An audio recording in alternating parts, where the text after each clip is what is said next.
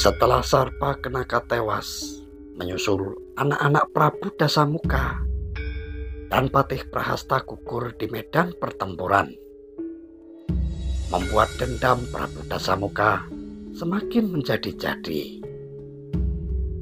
Prabu Dasamuka memerintahkan beberapa pasukan untuk pergi ke Gunung Gohkarna untuk membangunkan Kumbakarna dari tidurnya.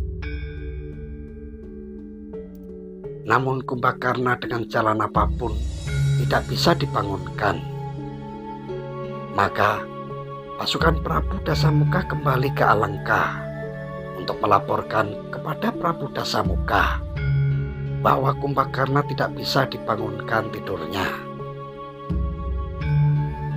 Prabu Dasamuka kemudian memerintahkan kurir untuk menemui Prabu Sumali agar anak-anak Kumbakarna, yaitu Kumba-Kumba dan Aswanikumba, maju ke medan laga. Kedua anak Kumbakarna tidak pernah berurusan dengan Alengka. Mereka tinggal di Panglebur Gangsa bersama dengan ibunya, yakni Dewi Kiswani, dan eyangnya Prabu Sumali. Prabu Dasamuka mengirim utusan ke Panglebur Gangsa meminta kedua anak Kumbakarna berangkat ke medan laga. Usia Kumba-Kumba dan Aswanikumba masih belasan tahun dan belum dewasa. Prabu Sumali melarang kedua anak Kumbakarna pergi ke medan pertempuran. Dewi Kiswani pun merasa berat hati untuk melepas kedua anaknya tersebut. Lagi pula belum ada restu dari ayahandanya, yaitu Kumbakarna. Akhirnya Prabu Sumali menolak pesan dari Prabu Dasamuka. Prabu Dasamuka marah-marah mengetahui perintahnya ditolak oleh kakeknya. Prabu Dasamuka akhirnya memerintahkan beberapa pasukan untuk menjemput kedua anak Kumbakarna. Prabu Sumali dan Dewi Kiswani dengan berat hati melepaskan Kumba-Kumba dan Aswanikumba untuk maju ke medan laga. Kedua anak Kumbakarna pun lalu berangkat ke medan laga dengan disertai pasukan prajurit Alengka Diraja. Bendera Alengka telah kelihatan memasuki daerah pertahanan Suelakiri. Prajurit Pancawati telah bersiap-siap untuk menerima kedatangan mereka. Dari penjaga perbatasan memberikan laporan kepada Anggada bahwa prajurit Alengka dengan kekuatan penuh di bawah pimpinan sepasang anak kembar Kumbakarna. Kumba-Kumba dan Aswanikumba telah memasuki perbatasan pertahanan Suelakiri. Anggada dan Anila telah menunggu kedatangan para senopati Alengka. Pasukan Alengka, barisan terdepan, telah siap meluncurkan panah apinya. Sementara itu, Wibisana mengarahkan anak panah hujan ke langit. Anak panah meluncur ke Megamendung, dan hujan pun turun dengan lebatnya, sehingga panah api prajurit Alengka bisa dilumpuhkan. Perang pun terjadi. Pasukan raksasa melawan pasukan kera yang jumlahnya puluhan ribu, ditambah dengan pasukan dari Gua Kiskenda terus merangsek mundur pasukan Alengka. Sementara itu, prajurit Alengka dan Pancawati minggir. Ini panglima perang Alengka, sepasang raksasa muda, yaitu anak Kumbakarna, terpaksa melawan pasukan Pancawati. Anggada dan Anila menerima tantangan raksasa muda tersebut. Anggada melawan Kumba-Kumba, sedangkan Anila melawan Aswani Kumba. Setiap kali Kumba-Kumba tewas, kemudian Aswani Kumba pun akan melompatinya, dan Kumba-Kumba hidup kembali. Demikian pula sebaliknya, sehingga tenaga Anggada dan Anila terkuras habis dan jatuh tidak berdaya. Beruntunglah Sugriwa dan Anoman segera menolongnya. Sugriwa teringat kepada kakaknya, yakni Resi Subali, yang menceritakan perang di Gua Kiskenda dahulu. Saat itu melawan Prabu Mahesasura dan Patih Lembusura, yang juga memiliki kesaktian seperti Kumba-Kumba dan Aswani Kumba. Namun, Sugriwa sudah terlalu tua untuk melawan mereka. Anoman bersedia menjadi lawan keduanya. Perkelahian antara kedua anak Kumbakarna dan Anoman begitu seru. Kedua anak Kumbakarna merasa percaya diri dapat mengalahkan para satria Pancawati tersebut. Ketika Anoman berada di tengah-tengah di antara Kumba-Kumba dan Aswani Kumba, yang saat itu dalam posisi berhadap-hadapan, tiba-tiba Kumba-Kumba dan Aswani Kumba bersemangat dengan kekuatan penuh menyerang bersama. Dan Anoman pun menghindar dengan meloncat ke atas, sehingga kepala mereka berbenturan dengan kerasnya. Dan tak ayal, kepala mereka berdua pun pecah, dan tewaslah anak-anak Kumbakarna. Wibisana dalam hati menangisi kedua keponakannya tersebut. Yang tewas sangat mengenaskan. Mengapa anak yang baru belasan tahun usianya maju ke medan perang? Keduanya menjadi pahlawan Alengka yang dibanggakan. Prabu Dasamuka semakin berduka dengan kematian Kumba-Kumba dan Aswani Kumba tersebut. Kini saatnya tokoh Alengka yang tersimpan di Gunung Gohkarna saatnya harus dibangunkan dan berangkat maju ke medan perang mempertahankan Alengkadiraja. Pasukan Alengkadiraja di bawah pimpinan komando langsung Prabu Dasamuka telah berangkat menuju Gunung Gohkarna. Ikut dalam rombongan tersebut Teja Mantri Togog dan Sarawita. Pasukan juga membawa makanan untuk Kumbakarna.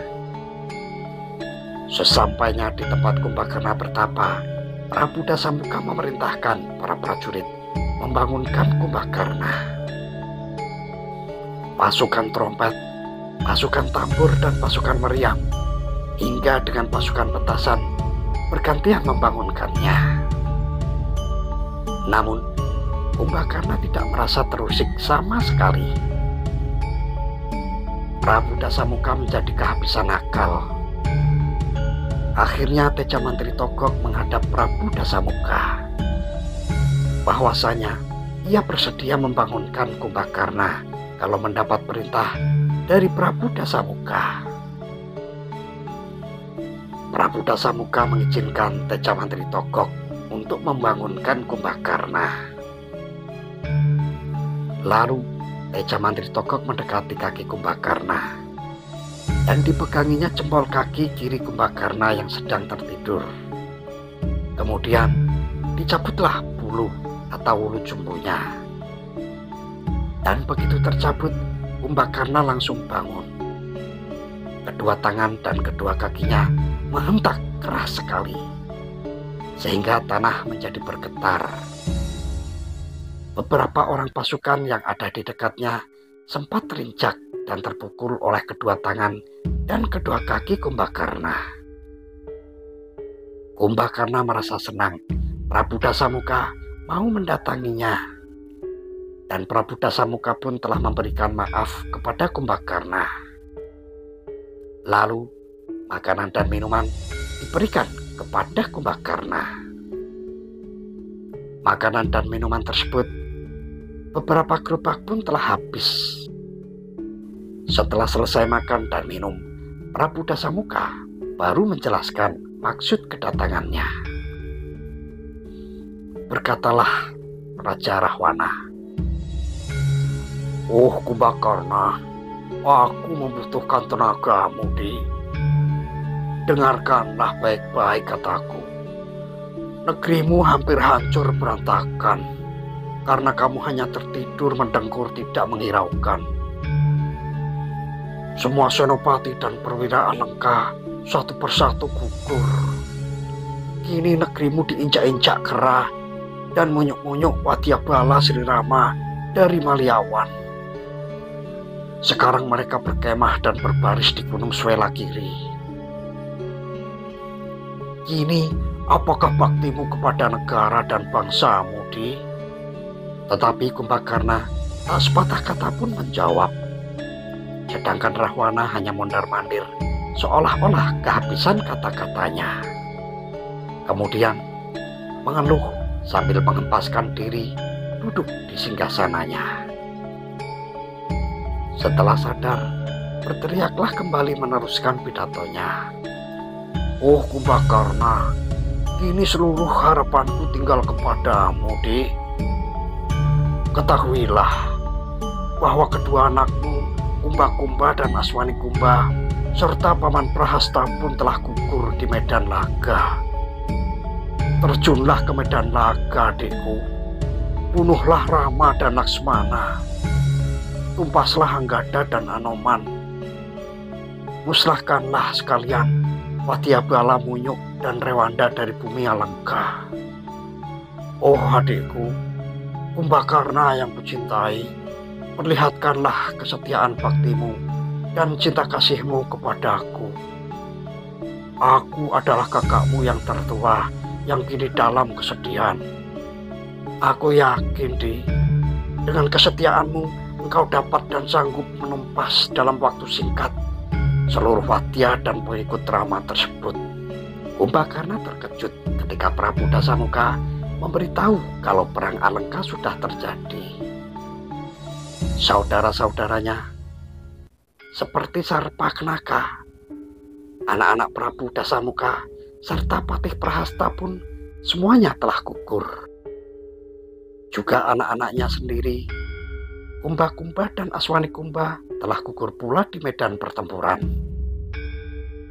Kumbakarna mendengar itu menjadi marah luar biasa. Kumbakarna berteriak membahana memecah kesunyian. Guntur dan petir pun bersahut-sahutan. Burung-burung di langit saling bertubrukan dan binatang-binatang liar di hutan saling berlarian, tidak tentu arah. Binatang besar seperti gajah, banteng, dan singa lari tunggang langgang dan jatuh terguling-guling ke dalam jurang. Semua itu karena teriakan Kumbakarna yang menimbulkan gempa. Prabu Dasamuka menjadi terkejut pula. Akhirnya Kumbakarna memuntahkan makanan dan minuman yang terlanjur masuk ke dalam perutnya. Setelah emosi, Kumbakarna sedikit mereda. Kemudian ia pun berkata, "Rahwana kakakku, itulah akibat orang yang berkepala batu, yang didengar hanya kemurkaannya hatinya sendiri. Kecongkakan dan kepongahanmu sendirilah yang membentuk semua itu. Setiap kali engkau sesumbar, sok kuasa, seolah-olah tidak ada manusia di dunia ini yang melebihi kesaktianmu. Sekarang apa jadinya? Negeri hampir punah dan tumpas gulung tikar. Oh Rahwana kakakku yang kuhormati, mengapa dulu engkau tak mau mendengar dikala aku dan adikmu Wibisana yang cerdik bijaksana itu menasihatimu? Bukankah ia telah dengan berani dan penuh kejujuran mempersembahkan semua sarannya kepadamu, Kakanda? Tetapi engkau buta, bahkan memarahinya, menuduhnya seolah-olah mengkhianatimu dan membantu Sri Rama. Wibisana adalah manusia sarjana sujaning putih yang dapat membaca akibat jauh dari hasil perbuatan baik dan buruk. Engkau tidak mendengarkan pertimbangannya. Bahkan engkau mengutuk dan mengusirnya sekarang. Kini ia pun meninggalkanmu, meninggalkan negeri Alengka. Bukan karena mengkhianati negeri, tetapi ia memihak kepada kebenaran. Kumbakarna berpakaian putih-putih dan berangkat ke medan laga, membela tanah air dan membalas dendam kematian anak-anaknya. Pasukan Alengka mengiringkan kepergian Kumbakarna ke medan perang. Prabu Dasamuka pulang ke istana Alengkapura, sedangkan Teja Mantri Togok dan Sarawita pulang ke Patogokan. Bendera hitam Alengka kelihatan berderet di perbatasan pertahanan Swelagiri. Wibisana melihat kedatangan kakaknya, yaitu Kumbakarna, sebagai senopati dengan berpakaian seorang Brahmana putih-putih. Wibisana pun segera menghampiri kakaknya tersebut. "Oh Kanda Kumbakarna, Kanda sekarang maju medan perang sebagai senopati Alengka. Dan seperti yang Kanda ketahui, perang ini terjadi karena ulah Kanda Rahwana yang mencuri istri orang. Apakah orang seperti itu pantas untuk dibela, Kakanda?" "Duh adikku Wibisana, ketahuilah, kakangmu Kumbakarna ini bukan datang karena Rahwana. Kakangmu ini hanya ingin mempertahankan kemerdekaan Alengka di raja negeriku, tanah airku. Kakangmu ini tidak menginginkan perang, tetapi juga tidak menginginkan negeri tercintaku diinjak-injak oleh musuh. Aku tidak ingin negeriku dijajah oleh negeri yang lain." Terdiam Wibisana. Kumbakarna pun lalu meneruskan bicaranya. "Aku tidak akan membunuh siapapun. Aku kecewa sudah banyak korban dari Alengka yang tewas. Juga kedua anakku, Kumba-Kumba dan Aswani Kumba, telah ikut tewas. Aku hanya menginginkan Prabu Rama dan pasukannya kembali ke Pancawati. Wibisana adikku, menyingkirlah. Biarlah kakangmu ini menemui Prabu Rama agar mereka segera kembali ke Pancawati." Kumbakarna memasuki wilayah pertahanan Prabu Rama. Para kera langsung menyerbu Kumbakarna. Tangannya sudah ratusan kera menungganginya, menggigit dan mencakar-cakarnya. Akan tetapi Kumbakarna tetap diam saja. Lengan yang satu juga ditunggangi ratusan kera, juga kepala, muka dan leher, punggung, perut, paha dan kaki sudah mereka gigit. Dalam waktu sekejap, Kumbakarna menjadi gunung kera. Tidak ada satu bagian tubuh Kumbakarna yang terlewatkan. Semuanya sudah penuh dengan kera-kera. Walaupun sedemikian hati-hatinya Kumbakarna agar tidak melukai siapapun. Akan tetapi tanpa sengaja Kumbakarna juga menginjak ratusan kera yang telah menghadangnya. Akhirnya Kumbakarna berhadapan dengan Rama. Kemudian ia meminta kepada Prabu Rama agar Prabu Rama kembali ke Pancawati. Namun Prabu Rama ganti meminta agar Kumbakarna lah yang kembali ke istana Alengkadiraja. Sementara itu, para senopati kera, Sugriwa, Anoman, Anggada, dan Anila sudah mencegah Kumbakarna agar jangan mendekati Prabu Rama. Mereka pun memegangi kedua kaki Kumbakarna agar tidak melangkah lagi. Akan tetapi keempat kesatria kera itu tidak berdaya. Mereka berjatuhan dan hampir-hampir saja terinjak oleh kaki Kumbakarna. Tubuh Kumbakarna memang lebih besar dari raksasa yang lain. Kumbakarna memiliki ukuran tubuh beberapa kali ukuran raksasa biasa. Untuk membebaskan kesengsaraan Kumbakarna dari serangan para Rewanda, Prabu Rama melepaskan panah Gua Wijaya kepada Kumbakarna. Panah pertama memutuskan bahu sebelah kiri. Lengan tangan kiri Kumbakarna yang dikerubuti ratusan kera pun jatuh. Banyak kera yang tewas tergencet lengan kiri Kumbakarna. Kumbakarna masih melangkah maju. Prabu Rama mengingatkan agar jangan maju lagi. Namun Kumbakarna tetap melangkah. Prabu Rama pun melepaskan anak panah yang kedua. Putuslah bahu kanan Kumbakarna.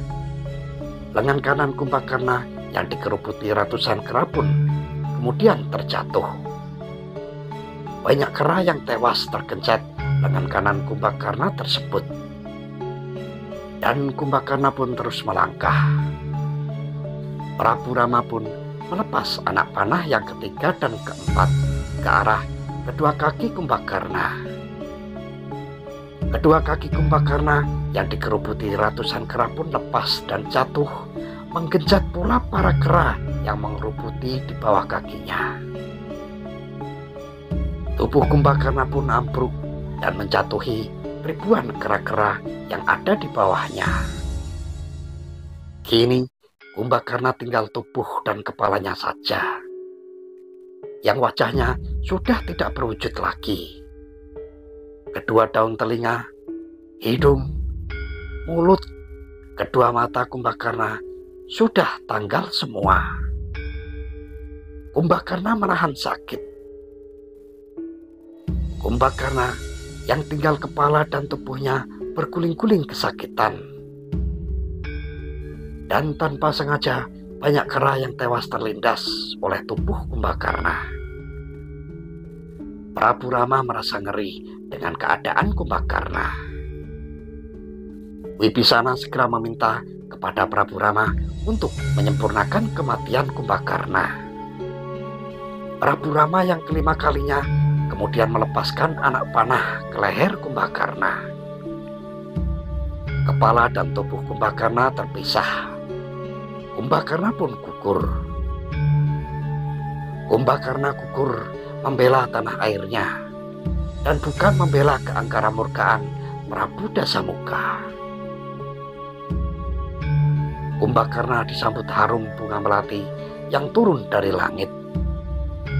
Tubuh Kumbakarna yang semula terpotong-potong terjajar di mana-mana tiba-tiba menyatu menjadi Kumbakarna yang utuh kembali.